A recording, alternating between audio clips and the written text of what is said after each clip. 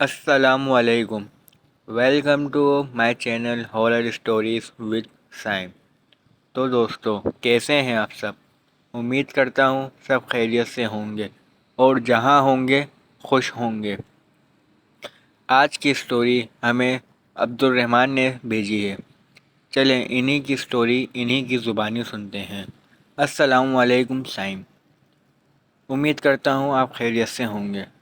یہ واقعہ میرے خود کے ساتھ ہوا تھا جب میں میرا دوست اور اس کی فیملی سیر کے لیے ہنزا گئے تھے. رات کا دوسرا پہر ختم ہونے کو تھا. ہم ناران سے 12-13 گھنٹے کا سفر کر کے علی آباد پہنچے، جو کہ ہنزا کا ایک پرسکون اور پہاڑوں سے گھرا ہوا علاقہ ہے.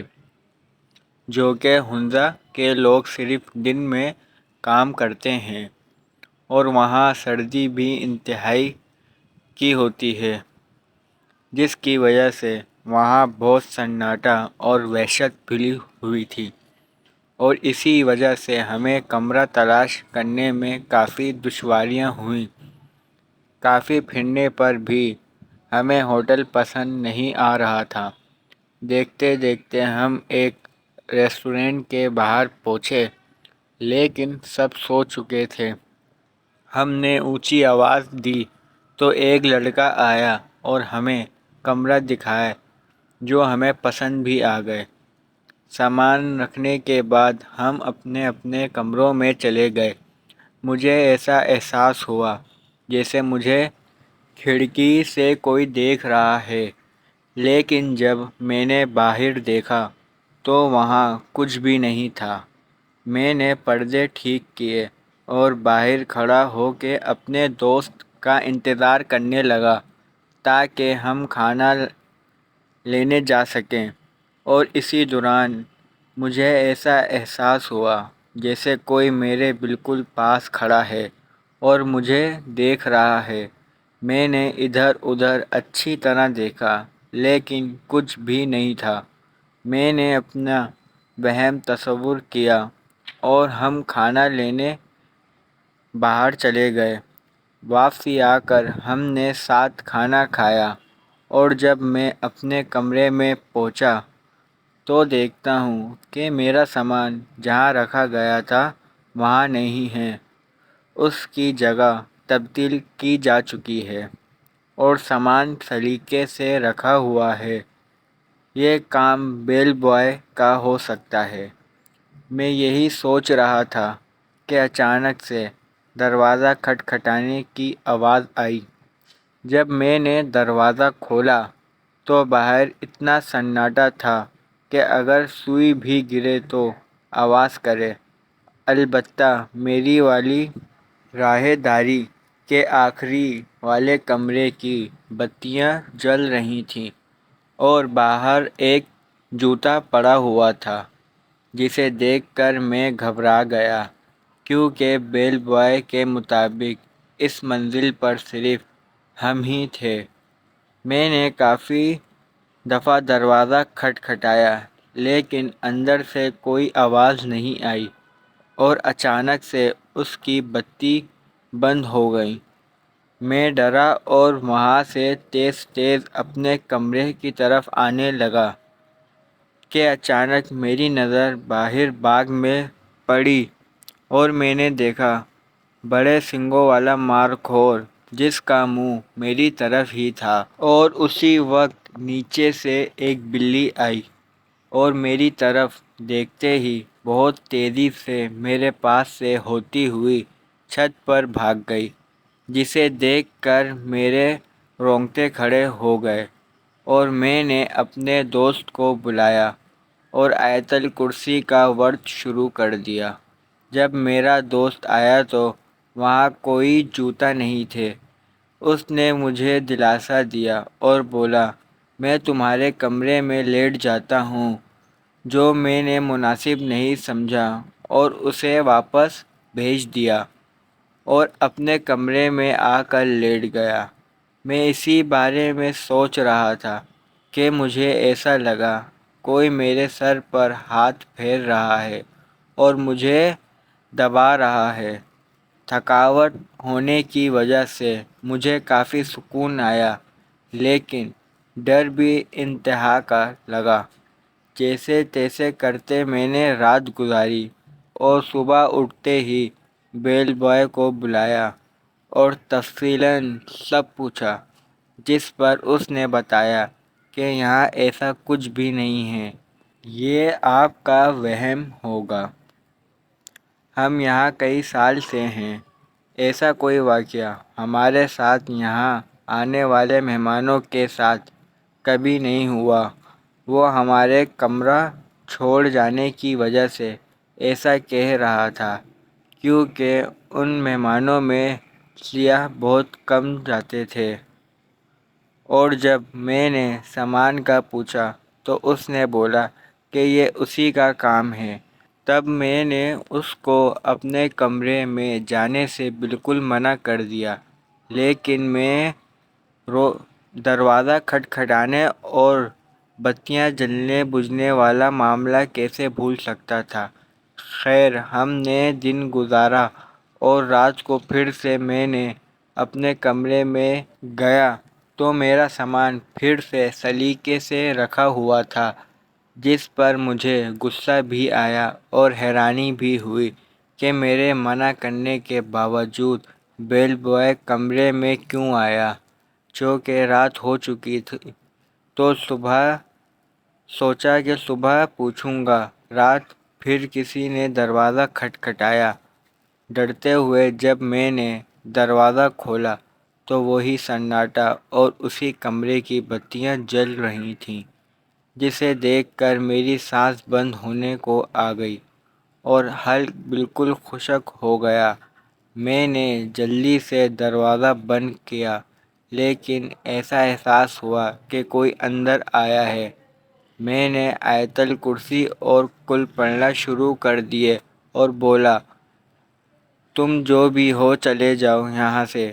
میں اسی ڈر سے لیٹ گیا اور سونے کی کوشش کرنے لگا، لیکن پھر گزشتہ رات کی طرح میں ایک احساس ہوا، کوئی میرے بالوں میں کوئی ہاتھ پھیر رہا ہے اور مجھے دبا رہا ہے۔ وہ رات مجھے میری آخری رات لگ رہی تھی۔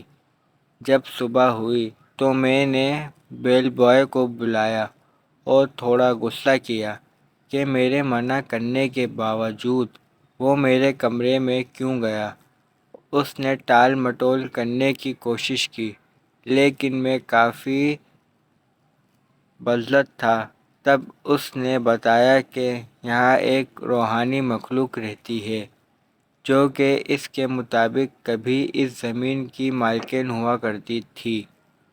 وہ کسی کو پریشان نہیں کرتی اور نیک روح ہے، اور وہ بہت کم عیاں ہوتی ہے، اور سیاح ہونے کی وجہ سے اسے ہم سے جھوٹ بولنا پڑا تھا۔ پھر ہم نے وہاں سے جانے میں ہی بہتری سمجھی۔ جو کہ ہنزا کے لوگ بہت مہمان نوازی اور خوش طبیعت ہوتے ہیں، تو میرے خیال سے وہ مہمان نوازی روح تھی جو آنے والے کا خیال رکھتی تھی۔ لیکن کبھی کبھی مجھے وہ وہم بھی لگتا ہے۔ تو سائم، وہ میری آخری پکنک تھی۔ اس کے بعد کبھی میں ہنزا گھومنے گیا ہی نہیں۔ یہ میرے ساتھ ایک واقعہ پیش آیا تھا، تو میں نے سوچا آپ سے شیئر کر دوں۔ بہت شکریہ عبد الرحمن۔ بڑھتے ہیں اپنی دوسری سٹوری کی طرف، جو ہمیں فاطمہ نے بھیجی ہے۔ انہی کی سٹوری انہی کی زبانی سنتے ہیں۔ السلام علیکم سائم، امید کرتی ہوں آپ خیریت سے ہوں گے۔ ہماری زندگی میں بے شمار واقعات نما ہوتے ہیں، جن کو لاکھ کوشش کے باوجود ہم بھلا نہیں پاتے۔ ایسا ہی ایک ناقابل فراموش واقعہ آپ سے شیئر کر رہی ہوں، جو امید ہے آپ کو مدتوں تک یاد رہے گا۔ ایسا واقعات لکھنے کا مقصد یہ ہوتا ہے کہ شاید کوئی نصیحت ہو۔ ماموں یونس 4 بہن بھائی میں سب سے بڑے تھے۔ انہوں نے میٹرک تک تعلیم حاصل کر رکھی تھی۔ باقی بہن بھائی ان پڑھ تھے۔ گاؤں کے لوگ ماموں کو چودھری کہتے تھے۔ علاقے میں بھی ان کا کافی نام تھا۔ ناظم سے ان کی دوستی تھی۔ نانا کی 40 ایکڑ زمین تھی جو نانا کے وفات کے بعد انہوں نے اپنی نام کروا لی۔ جب دوسرے بہن بھائیوں کو پتہ چلا تو وہ اپنے حصے کی زمین مانگنے لگے۔ ماموں نے زمین دینے سے انکار کر دیا اور کہا، والد صاحب نے مرنے سے پہلے ہی زمین میرے نام کروا دی تھی۔ چاچو گاؤں کے چند بوڑھے لوگوں کو ان کے پاس لے کر گئے۔ انہوں نے ماموں کو بہت سمجھایا، یہ آپ کے سگے بہن بھائی ہیں، آپ کے والد کی زمین میں آپ سب کا برابر کا حصہ بنتا ہے، اپنے بہن بھائیوں کو ان کے حصے کی زمین دے دو، یہ بھی خوش ہو جائیں گے اور اللہ بھی راضی ہو جائے گا۔ مگر کافی کوشش کے باوجود ماموں ماننے سے اپنی ضد پر قائم رہے۔ یہاں سے مایوس ہو کر انہوں نے عدالت کا دروازہ کھٹکھٹایا۔ اپنے اصول سوکھ کی بنا پر وہ عدالتی جنگ بھی جیت گئے۔ اب وہ 40 ایکڑ زمین کے تنہا مالک تھے۔ ماموں کا ایک ہی بیٹا تھا جو شہر میں تعلیم حاصل کر رہا تھا۔ ایک منشی رکھا تھا جو اس زمین کی آمدنی کا حساب کرتا تھا۔ زمینوں سے اچھی خاصی آمدنی ہو رہی تھی۔ 40 ایکڑ زمین میں 2 ایکڑ زمین غیر آباد تھی۔ یہاں ایک پرانی قبر تھی۔ لوگوں کا خیال تھا اس قبر میں اللہ کا نیک بندہ دفن ہے یا کوئی غیر مخلوق رہتی ہے، جس وجہ سے چودھری یونس کی فصل دوسرے لوگوں سے زیادہ ہوتی ہے۔ زندگی صبر اور شکر کی آزمائش ہے۔ جو اس آزمائش میں کامیاب رہتے ہیں، زندگی بس ان کی ہے۔ جو صبر اور شکر کی اہمیت کو نظر انداز کرتے ہیں، وہ اس جہاں میں بھی اور آخرت میں بھی ناکام رہتے ہیں۔ لالچ عقل کو اپنا غلام بنا دیتی ہے۔ ماموں کو بھی زیادہ سے زیادہ کی لالچ رہتی تھی۔ اس نے کئی بار سوچا اس غیر آباد زمین کو بھی آباد کیا جائے تاکہ اس طرح آمدنی میں بھی اضافہ ہو۔ ایک دن اس نے اپنے منشی لیاقت کو اپنے ارادے سمجھائے تو منشی نے کہا، ٹھیک ہے چودھری صاحب، ہم صبح کام شروع کر دیں گے۔ 8-10 دن میں یہ زمین ہموار ہو جائے گی۔ دوسرے دن جب قبر والی زمین کو ہموار کرنے کا کام شروع ہونے لگا تو گاؤں کے بزرگ ماموں کے پاس آئے۔ انہوں نے کہا، اس زمین کو ہموار نہ کریں، یہاں کوئی اللہ کا نیک بندہ دفن ہے یا کوئی غیر مخلوق رہتی ہے، ان کو تنگ نہ کرو۔ اللہ نے آپ کو بہت کچھ دیا ہے، آپ نے اگر ان کو بے گھر کیا تو یہ آپ کے لیے نقصان دہ ہوگا۔ انہوں نے بڑوں کا کہنا مان کر کام روک دیا۔ رات کو ایک نویدہ قوت ماموں کے پاس آئی، جسے دیکھ کر وہ ڈر گئے۔ آپ کون ہیں اور کیا چاہتے ہیں؟ میں کوئی بھی ہوں، آپ کو اس سے کیا غرض ہے؟ آپ کو یہ بتانے آیا ہوں کہ آپ کی غیر آباد اور بنجر زمین ہموار کرنے کا فیصلہ جو آپ نے لیا ہے، آپ اس کو روک دیں، اپنے ذہن سے نکال دیں۔ اگر آپ نے ایسا نہ کیا تو آپ کا بہت نقصان ہوگا، آپ کی زمینوں کی آمدنی بھی ختم ہو سکتی ہے۔ یہ کہہ کر وہ کمرے سے نکلا اور فضا میں مخلل ہو کر ماموں کی نگاہوں سے اوجھل ہو گیا۔ صبح ماموں نے منشی کو اپنے پاس بلایا، رات والا واقعہ سنایا اور قبر والی زمین کو ہموار کرنے سے منع کر دیا۔ وقت گزرتا رہا۔ ایک دن ماموں کو فالج کا اٹیک ہوا۔ وہ بستر کے ہو کر رہ گئے۔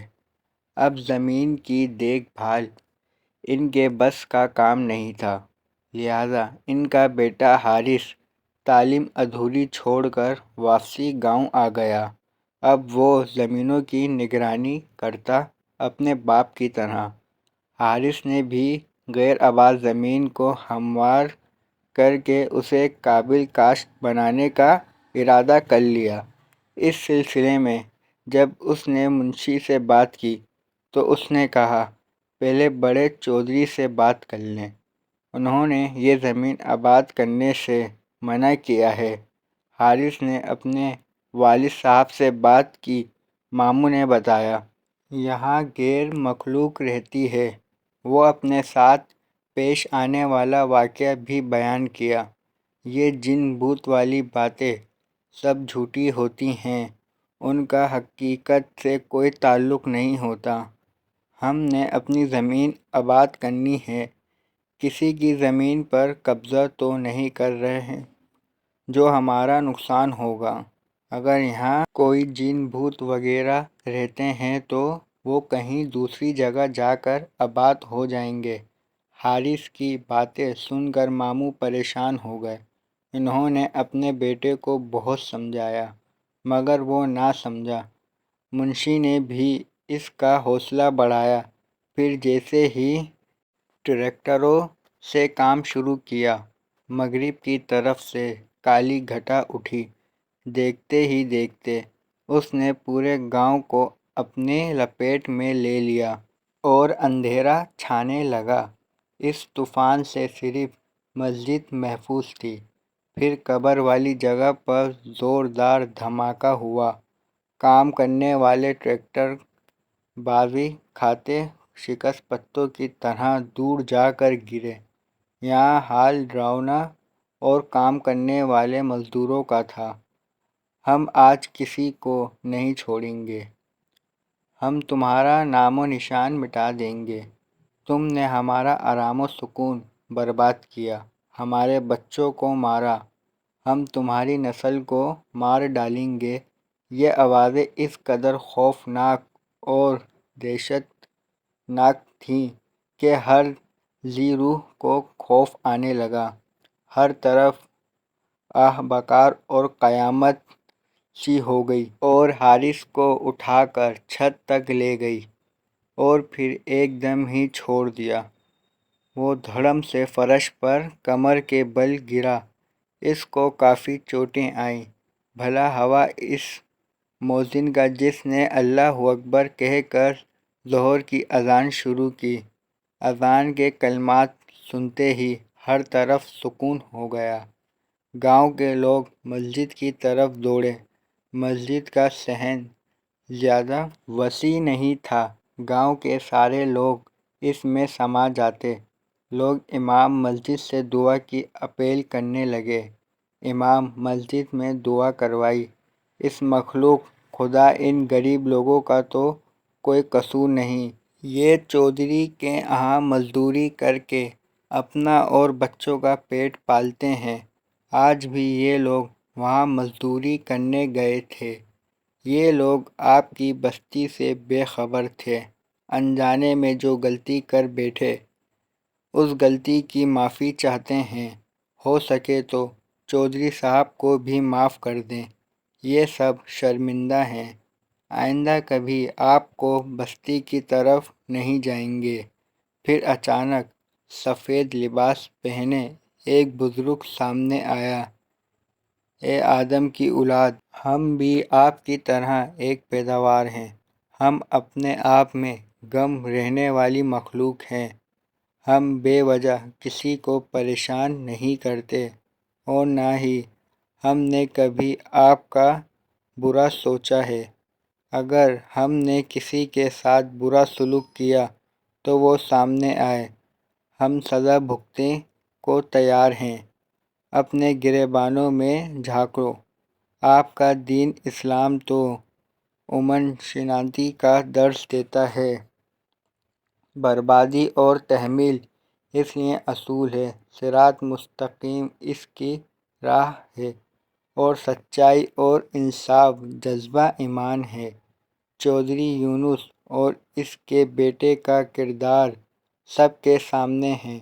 لالچ کی ہوس نے اس کو انسان سے حیوان بنا دیا ہے۔ چھوٹی شان و شوکت بڑھانے کے لیے انہوں نے اپنوں کا حق مارا ہے، بہن بھائیوں کی زندگی عذاب بنا دی ہے۔ ہم نے تمہیں معاف کیا، پھر کبھی بھول کر بھی ہماری بستی کی طرف مت آنا۔ دوبارہ غلطی کی تو ہم معاف نہیں کریں گے۔ یاد رکھو، اس وقت ہم خوف خدا سے آپ لوگوں کو معاف کر رہے ہیں، مگر چودھری یونس اور اس کے بیٹے کو کبھی معاف نہیں کریں گے۔ ان کو ہم تڑپا تڑپا کر مار دیں گے۔ ہم ان کو ضرور سبق سکھائیں گے۔ انہوں نے اپنوں کے ارمانوں کا خون کیا، ہماری بستی کو گرایا۔ یہ معافی کے حقدار۔ ان کو معافی اس صورت مل سکتی ہے اگر یہ اپنے بہن بھائیوں کے حصے کی زمین واپس کر دیں اور دوبارہ کبھی ہماری بستی کا رخ نہ کریں۔ سب لوگ گردنیں جھکائے ان بزرگ کی باتیں سن رہے تھے اور ان کی دہشت سے ہر کوئی کانپ رہا تھا۔ اب میں جا رہا ہوں، اگر چودھری صاحب نے ہماری بات نہ مانی تو ہم اس کو عبرت کا نشان بنا دیں گے۔ وہ بزرگ چند قدم پیچھے کی طرف اور پھر غائب ہو گیا۔ امام مسجد نے لوگوں کو مخاطب کیا، ہم سے غلطی ہو گئی ہے۔ ہمیں ہر حال میں اس مخلوق کو راضی کرنا ہوگا۔ اگر ہم نے ایسا نہ کیا تو پورا گاؤں راکھ کا ڈھیر بن جائے گا۔ اسی وقت گاؤں کے ہر بندے نے اپنی حیثیت کے مطابق امام مسجد کو پیسے جمع کرائے اور شام کو قبر والی جگہ پر خیرات کی گئی۔ ماموں یونس نے اپنے بہن بھائیوں کو وہاں بلوایا، ان کے حصے کی زمین دے دی۔